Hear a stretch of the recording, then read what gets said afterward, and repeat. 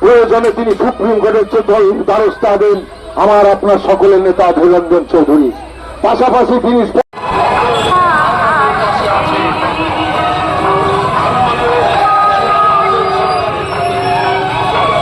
অধিকার রক্ষার দাবিতে জননেতা অধীর রঞ্জন চৌধুরী এখন আপনাদের সামনে এগিয়ে চলেছেন।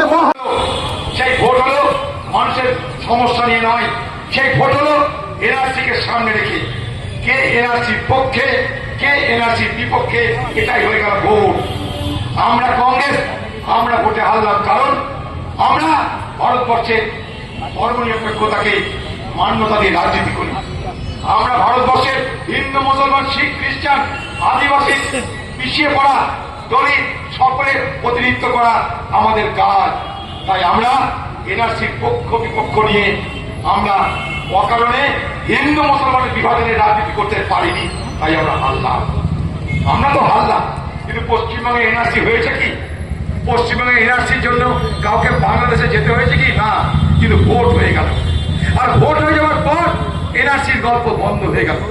এবারের ভোটে যখন পশ্চিমবঙ্গ জুড়ে মানুষের ক্ষোভ মমতা ব্যানার্জির বিরুদ্ধে, মানুষ যখন প্রতিবাদী হচ্ছে মমতা ব্যানার্জির বিরুদ্ধে, মানুষ যখন আক্রোশ প্রকাশ করছে মমতা ব্যানার্জির বিরুদ্ধে, তার হাতে অস্ত্র নেই।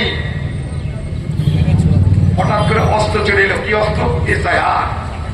এমন ভাব দেখাচ্ছেন তিনি যেন এসআইআর তিনিই রুখছেন আর এসআইআর তিনিই রুখবেন। এখন নির্বাচনটা করতে চাইছে এমন করে যে বিজেপি বলছে এসআইআর, মমতা বলছে নো এসআইআর। ঠিক যেমন করে বিজেপি সেদিন বলেছিল এনআরসি, মমতা বলেছিল নো এনআরসি, ঠিক একই ঘটনা এবার একইভাবে চালু করতে চাইছে। বিজেপি বলছে এসআইআর, মমতা বলছে নো এসআইআর, কিন্তু মানুষের সমস্যা সমাধান কে করছে? যখন চলছে লিগাল ডিসক্রিপেন্সি নিয়ে, যখন মানুষ যাচ্ছে নাম তুলছে, সেই সময় খামখা সুপ্রিম কোর্ট চলে গেল নাটক করতে।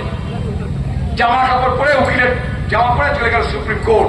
খেয়াল করতে মমতা ব্যানার্জি সুপ্রিম কোর্ট যাওয়ার পর আরেক ঝামেলা চলে এলো বাংলার মানুষের উপরে। সেটা কি? সেটা হচ্ছে বিচারাধীন, আন্ডার এডুকেশন। এবার কি হবে? এবার সমস্ত দেখবে বিচারকরা। কোন বিচারক? যারা প্রদেশ এই লোকাল বিচারক, মহকুমা বিচারক, জেলা বিচারক, তারা সব আপনার ফয়সালা করবে। আচ্ছা, আপনাকে যদি বলা হয় কালকে গিয়ে একটা গাড়ি খারাপ হয়ে গেছে, গাড়িটাকে চালু করে দিত, আপনি ভালো মিস্ত্রি, আপনি পারবেন? আপনি পারবেন?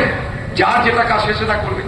সুপ্রিম কোর্ট যেহেতু বলে দিল বিচারক তোমাদের করতে হবে, লেট টামাটোর লেগে গেল। বিচারকের কাজ কোর্টে বেল দেওয়া, কাউকে জেল দেওয়া, এই হচ্ছে বিচারকের কাজ। বিচারকের কাজ হয় বেল না হয় জেল। এবার বিচারক কি করবে? এখানটায় কে ভোটার কে ভোটার না, সেই প্রক্রিয়া তাকে ট্রেনিং নিতে হচ্ছে, বুঝতে হচ্ছে, তারপরে করতে হচ্ছে। যুগ পার হয়ে যাচ্ছে, সময় পার হয়ে যাচ্ছে। 7 লক্ষ মানুষের নাম আটকে আছে। যে গতিতে, শামুকের গতিতে যেভাবে বিচার প্রক্রিয়ার দ্বারা এই বিচারাধীন লোকেদের নাম উঠছে, সেটা সমাপ্ত কবে হবে আমরা জানি না। আমরা জানি না।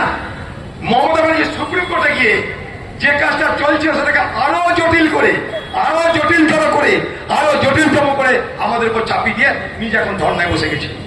ধর্নায় বসে সেখানটায় 5 স্টার ব্যবস্থা আছে, খানা পিনা সবই হচ্ছে, প্রতিদিন একটা করে মিটিং আর একটা করে লেকচার চলছে। আমার আপনার কি হবে? আমার আপনার কি হবে আমরা জানি না।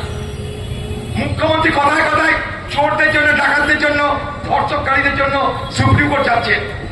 এই বিষয়টাই যে যতদিন পর্যন্ত না প্রত্যেকটা বৈধ ভোটারের নাম অন্তর্ভুক্ত না হবে ততদিন পশ্চিমবঙ্গে ভোট করতে দেব না, এই কথাটা বলে সুপ্রিম কোর্ট যান। এই কথাটা বলার জন্য সুপ্রিম কোর্ট যাওয়া উচিত আপনার। আপনি যাচ্ছেন না, কিন্তু এটাকে বাঁচিয়ে রাখছেন। ঝঞ্ঝাট বেঁচে থাকলে লাভ কার? বিজেপি। ঝঞ্ঝাট বেঁচে থাকলে লাভ কার? টিএমসি। এখন টিএমসি ধমকাচ্ছে যে পশ্চিমবঙ্গে নাকি একটা ধর্মীয় গোষ্ঠী আছে, পশ্চিমবঙ্গে একটা ধর্মীয় সম্প্রদায় আছে, তারা এক হলে এই বাংলায় নাকি আর কেউ বাঁচবে না, বিজেপিকে পালাতে হবে। সেই গোষ্ঠীটা কারা? মুসলমান বলছে এই বাংলায়